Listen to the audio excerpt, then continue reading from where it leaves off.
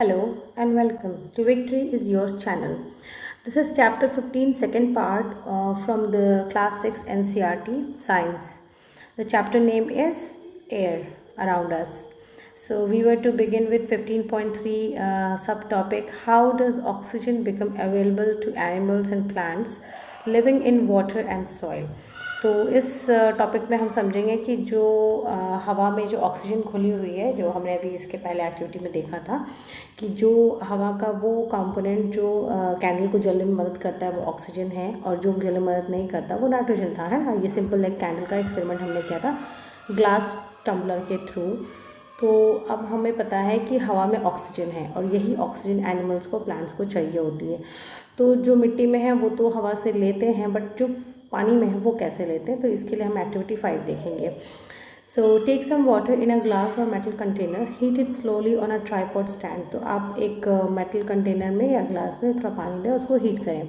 Well before the water begins to boil, look carefully at the inner surface. अब आप ये देखो कि जब पानी गर्म मतलब ऑलमोस्ट बॉयल होने ही वाला है, उससे जस्ट पहले पानी जो है, जो कंटेनर की जो सरफेस है, तो जो सबसे निचली सतह है, बेस ऑफ द कंटेनर है, वहाँ पे देखिए पानी का क्या है। So do you see tiny bubbles of inside. तो टाइनी बबल्स बहुत छोटे छोटे minute, just like this mustard seeds, है ना, उस साइज़ के आपको बबल्स दिखेंगे। सो फिगर 15.10 ये है ना, figure 15.10। So here these bubbles come from the air dissolve in water. अब ये बबल्स कैसे बने, तो हमने एक बबल वाला भी एक्सपेरिमेंट किया था खाली बॉटल के साथ में। तो हमें पता चला कि वो खाली बॉटल एक्चुअली में खाली नहीं, it was filled with air. तो उसी तरीके से तो ये जो पानी में क्या है, जो बबल्स बने हैं, ये किस चीज़ के बबल्स हैं, एयर के बबल्स हैं। When you heat the water to begin with, the air dissolve in it escapes। जब आप पानी को गर्म करते हैं तो सबसे पहले क्या होता है, जो उसके अंदर की हवा है, जो पानी के साथ घुली हुई है, वो गर्म होकर सबसे पहले वो निकलना शुरू करता है। Air dissolve in it escapes, वो निकल जाती है। As you continue heating, the water itself turns into vapor and finally begins to boil। और उसके बाद पानी खुद गर्म होना शुरू होता है और उसके बाद वेपर में कन्वर्ट हो जाता है, and then begins to boil। We learned in chapter 8 and 9 that animals living in water use dissolved oxygen in water। अब हमने चैप्टर 8 और 9 में पढ़ा था कि जो एनिमल्स पानी में रहते हैं, एक्वेटिक एनिमल्स, वो सब जो ऑक्सीजन यूज़ करते हैं वो कहाँ से आती है, जो पानी के अंदर घुली हुई है। So the organisms that live in soil also need oxygen to respire, isn't it? So how do they get the air they need for respiration? So activity 6 में देखेंगे, take a lump of dry soil in a beaker or a glass। अब आपसे कहा जा रहा है कि एक ड्राई सॉइल का लंप लीजिए। लंप मीन्स एक मतलब एक समूह होता है, बेसिकली एक टुकड़ा ले लीजिए, है ना। तो ड्राई सॉइल का टुकड़ा होगा, पत्थर जैसा हो जाता है, कभी कभी स्टिक रहते हैं आपस में। तो ऐड वाटर टू इट, अब उसमें आप पानी ऐड कीजिए। Note what happens, do you see bubbles coming out from the soil. आपको कभी कभी जब आप इस तरह से ये लंप ऑफ ड्राई सॉइल लेते हैं, तो उसमें जब आप पानी ऐड करेंगे तो कुछ बुलबुले से दिखेंगे। तो organism that live inside the soil and the plant roots respire in this air. और वो बुलबुले से क्या होता है कि हमें ये पता चल रहा है कि जो मिट्टी में जो जीव रहते हैं वो उसी एयर से रेस्पिरेशन करते हैं। A lot of burrows and holes are formed in deep soil by animals living in soil। हमने एक किसी चैप्टर में पढ़ा भी था कि एक तरफ एक स्नेक का बरो था और दूसरी तरफ एक रैट का बरो था, है ना। तो इस तरीके से, तो उसी तरीके से जो लोग भी बरोज में रहते हैं, जो भी जीव जंतु, तो वो जो है, ये जो सॉइल के अंदर जो हवा होती है, इसी हवा को यूज़ करते हैं। These burrows also make spaces available for air to move in and out of the soil। अब इन्हीं burrows से क्या होता है, सॉइल को अंदर बाहर आने की स्पेस भी मिलती है। However it remains heavily water, however when it rains heavily, तो अगर क्या होगा, जब बहुत ज़्यादा वाली बारिश होती है, जिसको बोलते हैं मूसलाधार वर्षा, तो क्या होगा कि ये जो थोड़ी थोड़ी सी जगह हैं जिसमें एयर मूव करती है, इस सब में पानी भर जाता है।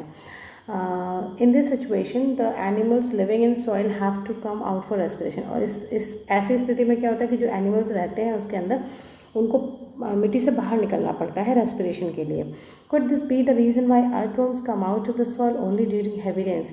और तो आपसे ये पूछा जा रहा है कि क्या यही एक वजह है जिस वजह से जो अर्थवर्म्स है वो मिट्टी में से बाहर निकल आते हैं जब वर्षा का मौसम होता है, जब मानसून सीजन होता है। हाँ, actually have you ever wondered why all the oxygen of atmosphere does not get used up though a large number of organisms are consuming it. अब आपसे पूछ रहे हैं कि क्या आप सोचो कि जो ऑक्सीजन है एटमॉस्फेयर में वो ख़त्म क्यों नहीं हो जाती। मतलब जब इतने सारे जीव जंतु हैं सब ऑक्सीजन को यूज़ कर रहे हैं तो वो ऑक्सीजन ख़त्म क्यों नहीं हो जाती है। Who is refilling the oxygen in the atmosphere. ये ऑक्सीजन का रीफिल कहाँ से हो रहा है ना, ये वापस से कैसे ऑक्सीजन एटमॉस्फेयर में आ रही है। तो अब हम देखते हैं how is the oxygen in the atmosphere replaced. अब ये एटमॉस्फेयर में जो ऑक्सीजन है ये किस तरीके से रिप्लेस होती है। In chapter 7 we read about the photosynthesis. In this process plants make their own food and oxygen is produce along with it. अब आपसे ये बता रहे हैं कि हमने चैप्टर 7 में फोटोसिंथेसिस का प्रोसेस पढ़ा था। उसमें हमने क्या समझा था कि जो प्लांट्स हैं वो अपना खाना खुद बनाते हैं, they make their own food. और इस खाने बनाने की जो क्रिया है, जो विधि है, उसमें क्या होता है, ऑक्सीजन प्रोड्यूस होती है उसके बाई प्रोडक्ट में। Okay, so plants also consume oxygen for respiration. अब प्लांट्स खुद भी ऑक्सीजन कंज्यूम करते हैं रेस्पिरेशन के लिए, but they produce more of it than they to consume. लेकिन ऐसा ये है कि वो जितना कंज्यूम करते हैं उससे कहीं ज़्यादा वो प्रोड्यूस करते हैं। दैट इज़ वाई वी से प्लांट्स प्रोड्यूस ऑक्सीजन। और इसीलिए हम ये कहते हैं कि प्लांट्स प्रोड्यूस ऑक्सीजन। ठीक है, तो अब आपको समझ में आ गई बात कि प्लांट्स को बचाना क्यों ज़रूरी है। Okay, it is obvious that animals can not live without plants, है ना। The balance of oxygen and carbon dioxide in the atmosphere is maintained through respiration in the plants and animals and by the photosynthesis of plants। तो अब आपसे ये बताया जा रहा है कि जो हमने पढ़ा था कि हवा में कुछ ऑक्सीजन होती है, कुछ कार्बन डाइऑक्साइड होते हैं, तो ये सब का जो बैलेंस है, जो एक प्रॉपर तरीके से जो होना चाहिए, उसका जो बैलेंस है वो कैसे मेंटेन होता है, वो इसी प्रोसेस के थ्रू होता है कि कुछ ऑक्सीजन यूज़ हो रही है, कुछ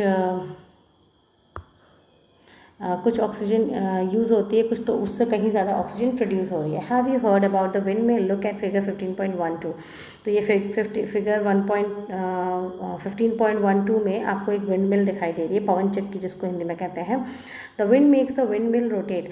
अब ये जब हवा इसके ब्लेड्स पे पड़ती है तो ब्लेड्स इस तरीके से उसमें फिक्स की जाती है कि हवा के मूवमेंट से, विंड के मूवमेंट से ये विंड मिल का जो ये व्हील है वो मूव करता है। ओके, तो जब ये मूव करता है तो windmill is use to draw the water from the tubewells. और जब ये मूव करता है तो मैकेनिकल एनर्जी जो है जनरेट होती है, और उस मैकेनिकल एनर्जी से क्या होता है, पानी जो है ट्यूबवेल से बाहर आता है।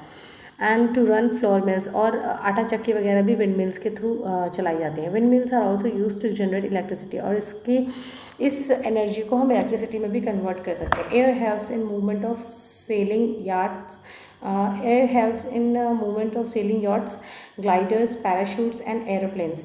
तो अब इसी एयर के वजह से जो है ये जो यॉट्स होते हैं, ग्लाइडर्स होते हैं, पैराशूट्स होते हैं, एरोप्लेन्स होते हैं, ये भी सेल करते हैं हवा में। Birds, bats and insects can fly due to the presence of air. अब ये जो बर्ड्स वगैरह हैं या इंसेक्ट्स हैं, और ये भी एयर के वजह से ही, एयर की मौजूदगी से ही फ्लाई करते हैं। Okay, the air also helps in dispersal of seeds and pollen of flowers of several plants. Air plays an important role in water cycle।